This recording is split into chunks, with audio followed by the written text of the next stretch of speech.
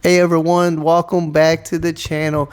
Happy regular season eve for the Chicago Bulls. Today we will be discussing Josh Giddey's contract. And before I get into that, I want to say thank you so much for everyone that supports the channel. 77.5% of you though are not subscribed that watch the videos.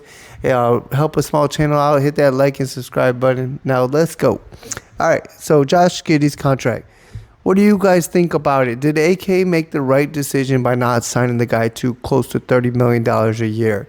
Or did he make another bad signing or lack of one in this situation? Me personally, I disagree with all the media outlets, the YouTubers, and I know we'll get backlash for this, but AK made a stupid move for not signing this guy long term now because he's going to cost us more in the future. You gave up your best asset in Alex Caruso to get this guy. This guy was told that he's going to be a starter on the team, is the whole point of reason why he wanted to be traded in the first place. He's going to have the ball in his hands, and the kid has something to prove to everybody. So this guy, if people think he's not going to perform, like, you're wrong. In the preseason, he already has gotten backlash about his shooting. Well, we didn't bring him over for shooting. No one said that he was a good shooter. No one said anything about, oh man, Josh Giddey's amazing, he's the best shooter. No, we all applauded this move. We just wanted some draft picks with it, that of him being a playmaker. Well, guess what? He's playmaking. I rewatched those games and in the preseason, and this guy did not get the assist for what he did. He passed and shots were missed numerous times, not just a few times. Each game, he had passed it to wide open players and they missed, and that's basketball.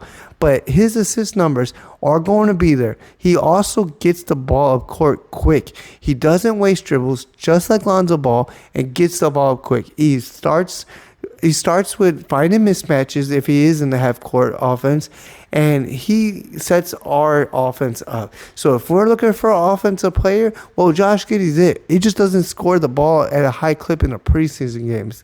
Okay, that doesn't mean that he can't score. The guy could drive to the basket and put up points. He played 23 minutes a game, and he definitely did what he was supposed to. He also led the team in blocks per game. And we all saw his defense. It did not look great, but he did something on that end. We didn't sign him to be a defensive player, or else we would have kept Alex Caruso. And we didn't sign him to be a three-point shooter, or else we would sign someone else. I don't know, or we would have kept Alex Caruso because he was actually a decent three-point shooter the year before he left.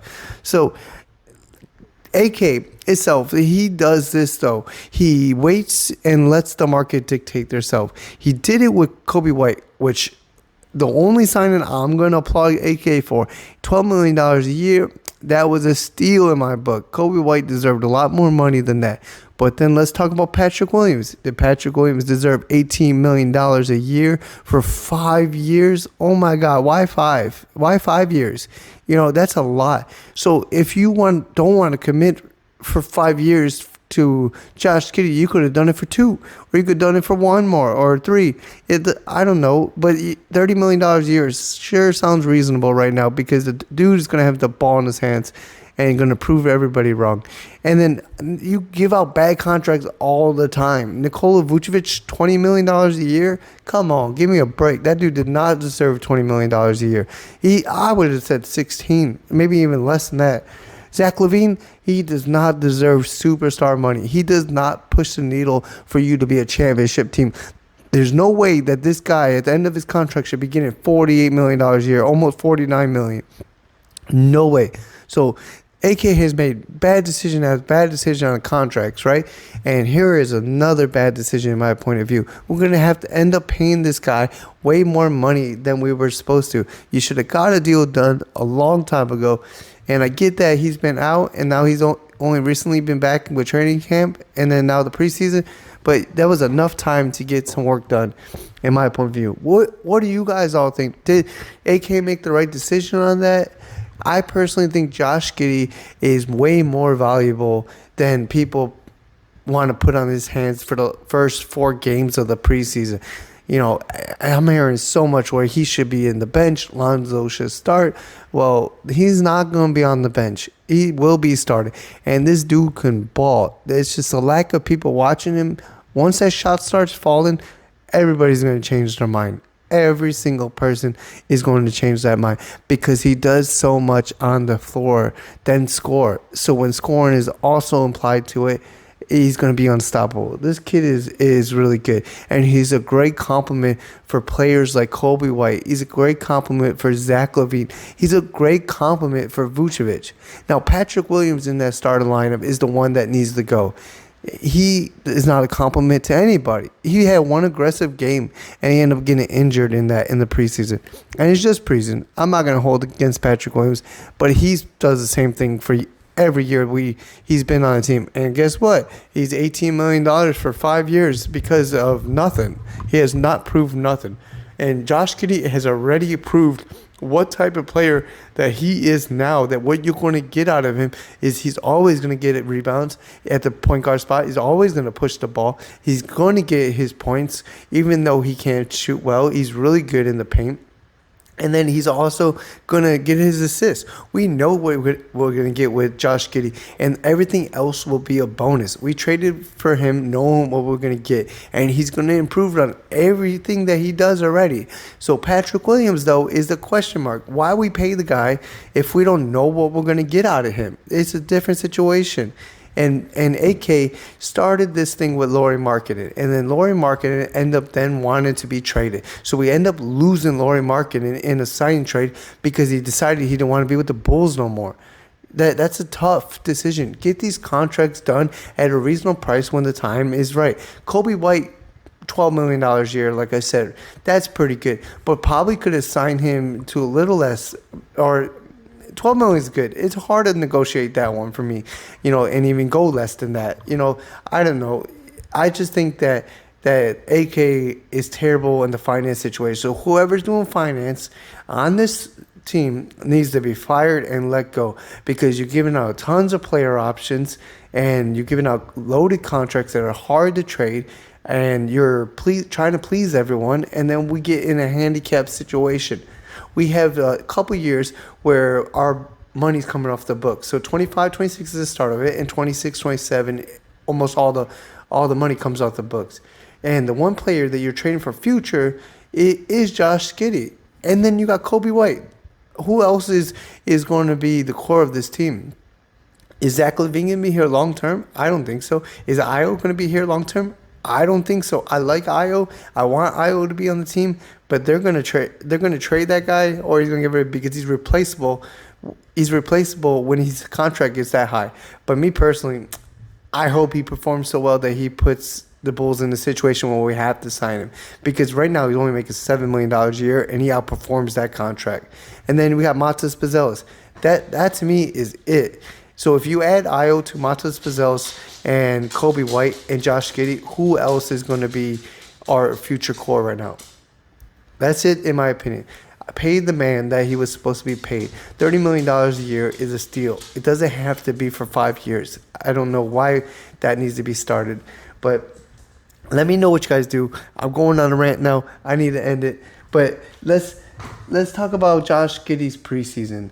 Now, I did touch up on a little bit of it, and I said I watched the games over, and man, Josh Giddey, though, he does so well on getting the ball in the made basket or the rebound and immediately taking the ball and pushing it up court to half court. Kobe White benefited from this the most. He got the rebound, shoved it to Kobe White at half court. Kobe White ended up having a break, and then had numbers. Either you got a wide open three in those possessions, or we got a layup, or you got it to Zach LaVine, and then he drives to the hole and got a foul. So that was a pretty good showing for me for Josh Giddey. He ended up playing with such a good way that the Bulls have been missing, and people tend to not see that. We missed that. We missed that ball getting up court quick. We were stagnant in the offense with Zach LaVine and with DeMar DeRozan and Nikola Vucevic. We're not even waiting for Nikola anymore. He's still running on the court, and we're like, nah, bro, you could just make it down there. We'll be ready trying to score.